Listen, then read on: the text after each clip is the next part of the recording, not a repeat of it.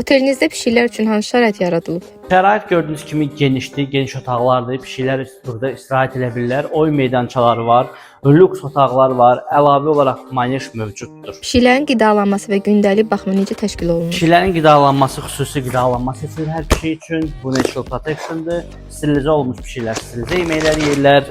Deməli, adi pişiklər isə adi yeməklər yeyirlər. Otelə gələn pişiklər üçün adaptasiya prosesi necə keçir? Adaptasiya prosesi belədir ki, pişiklər gəlirlər, pişiklərə həmin ərəfədə heç kim dəymir, çünki o bizim hələ tanımır və bir müddət istər-istəməz otaqda tək qalırlar və ondan sonra biz onları yavaş-yavaş bayıra çıxardırıq. Pişiklər otelə gələndə sahibləri nələri bilməlidir? Sahiblər otelə gələndə bilməlidirlər ki, pişik mütləq ki, peyvənd kağızı olmalıdır.